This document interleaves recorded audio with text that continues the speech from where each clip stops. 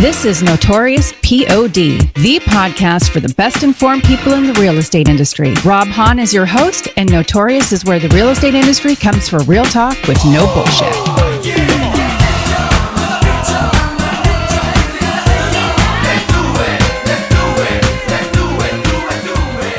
Hey everybody, and welcome to Musings. I want to talk about something that I don't know, it's just been on my mind. It's a little bit in the background of a lot of like podcasts I've done recently. I think I did one recently with Greg Robertson, Industry Relations, my other podcast that I do with Greg. Hopefully you're, subscribed to that as well.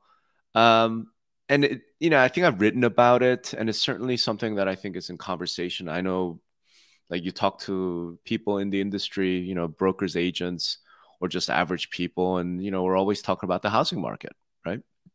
And there's something that came up recently, like today, actually. I had a bit of a debate on Twitter, and I'm asking questions.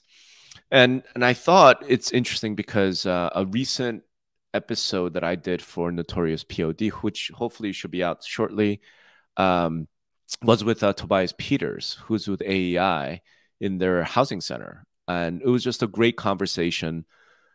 And it was this, again, topic was a little bit in the background. So what's the topic? All right. Basically, it's this.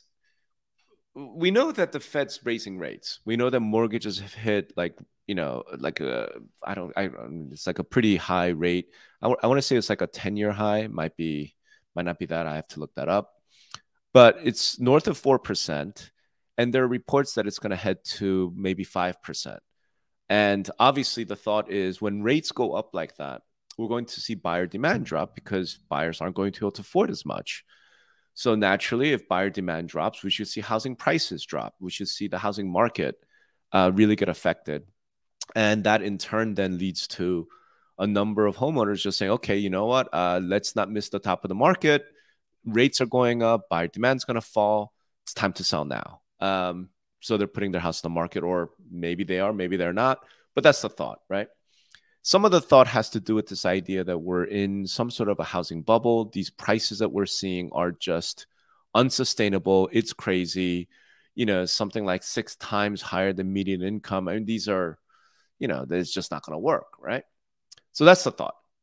And this exchange I had on Twitter was essentially around the idea of, okay, well, if you're smart, then you will sell your home now, get these windfall profits, and which will improve your balance sheet, et cetera. And then you should just rent from one of these investors that are buying like 25% of homes for sale.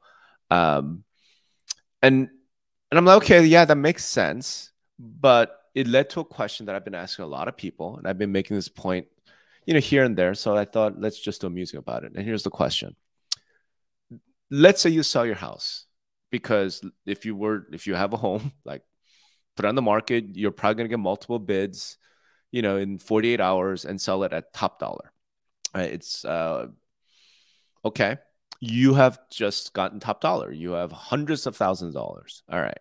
The question is this: what are you going to do with this money? Where are you going to put it? Right?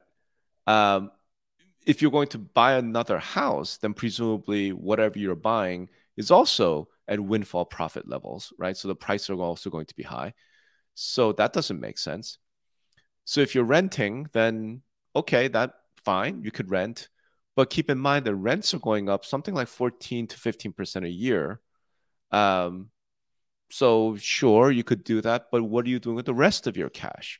So it just came down to that. It was the question I was asking is, okay, sell your home. Makes sense. You're going to get top dollar. What are you going to do with this money? What are you buying with this? What are you putting this money into? If you're going to get top dollar for your house today, you're going to rent for a while. Presumably, you're going to park this cash somewhere, right? So that, maybe you're just counting on home prices dropping. So you'll be able to buy, sort of sell high and buy low. Okay, fine. If that's the thought, then that's the thought. But let's think about that. Let's look at that for a second. So share this. So this is a story, and I think stories like this I've seen a lot, recently, right, from Fortune. And if you're just listening, it's an article called "An Economic Shock Just Hit the Housing Market," and this was dated March 23rd, so yesterday, right? because I'm recording this on the 24th. Let's make it a little larger. So what is this saying? All right. The economic shock is the Federal Reserve is, fighting inflation. So they're raising rates. They've already talked about quantitative tightening. So as of Wednesday, so that's yesterday, the average 30-year fixed mortgage rate is 4.5%. It's going to get higher, right? I mean, it's like I said, it could be 5%, it could be 6% by the end of this year, depending on what happens with rates. That's a whole other conversation. But yeah, mortgages are going up. Okay, cool. So you sell your home. All right. Here's the issue. Home prices are up 16% year over year. This is, sort of Redfin's numbers. I've seen it as high as, I think February numbers were like 19% year over year. But if you go down a little bit, you'll notice, look at the top 10 metros. So if you own a home in one of these 10 cities, your home, like in Clearwater, went up 45% year over year. Okay. Northport, Florida, 43%. The top 4 are all Florida. I mean, I imagine it's because of all the refugees from blue states flooding in because they like freedom and more space and sunshine. Chandler, Arizona, 37%.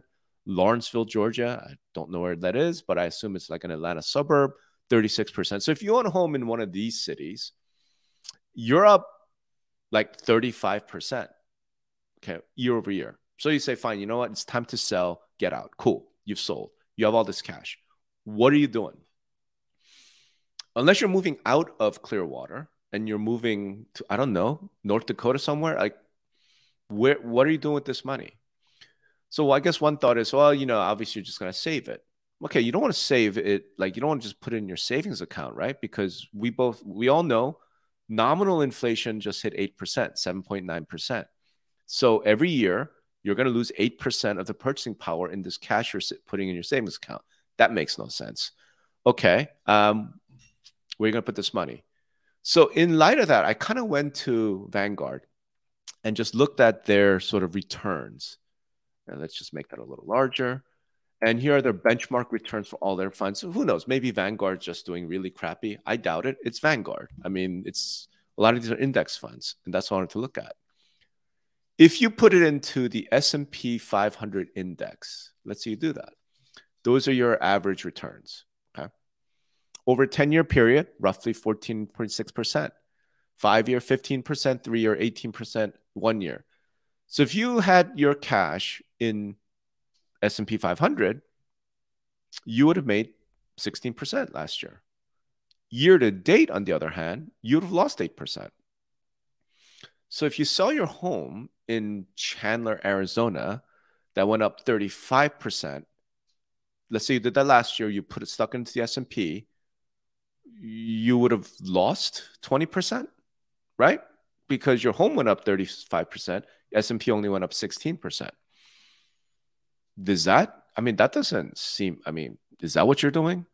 If you did that this year, or if you did it last year, or this year earlier, you've lost money. You're down 8% on the S&P 500. Your home probably also at the same time went up like another 10%, since the start of this year. I bring this up because there's stories like this one, right? This was in February of 2021, this story. You should stop waiting to sell your home, right? And it was funny and talked about this. Real estate agents have an urgent message for homeowners. Now's the time to sell. A lot of people are missing the best market now by waiting. If you sold in February of last year and you were in Chandler, Arizona, you missed out on 35% gains. That it is what it is. If you're in Clearwater, you missed out on 48% gains. If you listen to a real estate agent last year telling you this was the time to sell, you lost out on that. You put that money into the S&P 500, you lost out on 20% gains.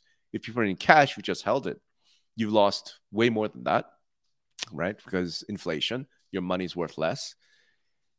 So that's the question. And I bring this up because I have a neighbor, and I bring up Las Vegas. I remember a couple of years ago, before COVID, he's a real smart guy. And looking at Las Vegas, he said, I think home prices we're in a bubble. I'm going to sell now, get top dollar, going to rent for a couple of years, and then get back into the market once, things have calmed down, right? So sell high, buy low. It seemed really smart at the time. I want to say they sold in like August of 19 here in Vegas, right? Here's Redfin. So August. In August of 19, that's where home prices were. Roughly the median price was under 300,000. Here in Las Vegas, since 2019 to now, to February of 2022, the median price is it's about 420,000. 418,500. Year over year growth of 31%. That's from 21 to 22. From 19 to 20 to 20, you know what I mean? Like, that's almost double. That's almost double. So my former neighbor, by selling in 2019, he's been renting this entire time. Rents in Las Vegas, by the way, are up something like 25% year over year. I don't know what kind of contract he signed, but he, right now, nationally, rents are going up 14, 15%, if not more. And you sold a property to get cash, windfall profits. Where did you put that money? Where are you putting this cash? Right? Where are you putting this cash? This is the thing that no one has really answered for me, right? So it's like, even if I agree, yes, we're in a hot seller's market. If you sell now, you're going to get top dollar in like 3 days. Cool. You have this cash. What are you doing with this money? If you're renting, you can pretty much count on that rent going up 14 to 15% a year every year. The home you just sold is going up faster than that. Why would you do that? You would only do that because you think the housing market's going to collapse. You're going to think, hey, the Fed's raising rates, we're going to have quantitative tightening, or maybe just there's no way home prices can continue to be this high. It's stupid, so I'm not going to do that, right? Here's kind of the interesting thing. And I forgot to pull this up, so let me do it right now. Do it for you. Check this out. So this is a website called Priced in Gold. And this, I guess I'm bringing this up because, this is another consistent theme of mine that I've talked about in other places. My thesis is that we're not in a hot seller's market. I don't think we have a housing bubble. I think what we have is currency devaluation. I think we have dollar devaluation. And I say that because if you look at the whole price of homes and you price it in ounces of gold, look where we're at. We're actually somewhere, or certainly below like the highs of the bubble years. We're actually somewhere in like 1980s levels, right? So again, it depends on how you think of it, but in sort of absolute terms, you priced homes in gold. Homes are still pretty cheap, relative, historically speaking. Whereas obviously in dollar terms, it's, through the roof, it's crazy, right? So if homeowners are selling and buyer demand drops off, consumer demand drops off because mortgage rates are 5% or what have you, I just look at this like if I'm an investor, I'd want to buy real estate. I'd want to buy homes because, again, in absolute terms, relative to the value of gold, it's actually pretty cheap, right? And, the rent I'm going to be able to get is going to be up 14, 15% a year, and I could jack it even higher. That's far better returns than I'm getting off of Vanguard. It's better returns I'm getting off of, I don't know, bond funds. Like, bonds are literally negative yield right now. Why would anyone buy it? I don't know, but some people do. So what the hell do I know? Given what's happening, unless you're somehow able to take all that money, these windfall profits from selling your house, unless you're able to somehow get it into like wheat, nickel, like commodities, maybe oil, given all the chaos that's happening, I just don't know where you would put this money, right? And as a normal individual, as opposed to like a hedge fund, you're not going out there and buying barrels of oil, right? Where are you going to put it? If you have to take physical delivery, you're not buying nickel, you're not buying pork bellies or bushels of wheat. Like, so I wanted to bring this up, I guess, because I just didn't understand kind of the thinking of some of the folks who are saying, hey, so crazy hot seller's market, you should sell now. Like, yes, that's true. But then what? Okay, you sold, you made more money than you ever thought. Like, oh my God, we have another $300,000. Cool. What are you going to do with this money? Where are you going to put this money? And no one can really answer that for me. I would love to know. Because if the answer is, I'm going to buy another house, the house you just bought, guess what? That price is up just as much. So I guess if you're downsizing, if you're moving out of state, so if you're moving from California to Nevada, yeah, that makes a lot of sense. You sold a home for, I don't know, $2 million, and now you can buy in Las Vegas for 400, 500,000, buy two more houses. I mean, I don't know. That makes sense. But if you're not moving like out of state, if you're not moving from a city to the country, if you're not doing that, where are you putting this money? So it's a relatively brief one, I guess. It's really relevant, I think, for a lot of the conversation we're having in this right now. But I think that's one of the key questions to ask. Maybe that's not great news if you're a real estate agent and you need listings. You're going out there trying to convince people to sell their home and list with you. I mean, the question you're gonna have to answer is, okay, now that once you sell, then what? I mean, it just has to be figured out. And in light of that, I still maintain this. I still think we're not going to see the market reverse. I don't even think home prices are going to fall. We might have a slowdown in price appreciation because investors are smart. If consumer demand is dried up, presumably they're not going to go out and keep paying, whatever, 20% over asking. So maybe the home price appreciation doesn't go up as fast, but I don't see it falling because in absolute terms, homes are kind of cheap. Real estate is still kind of cheap because it's not that home prices have gone up, it's that the dollar's been devalued. That's my thesis. Anyway, let me know what you think. In fact, if you have some personal experiences like on the ground, because a lot of folks who are watching this are real estate agents, I would love to know, like, what are your buyers and sellers telling you? The sellers, especially, when they sell, what are they doing? Where are they putting this money? What are they doing? Because I tell you what, man, it would suck to be like my old neighbor, sold in 19, thinking he was getting top dollar, and you just missed out on essentially the value of that home nearly doubling.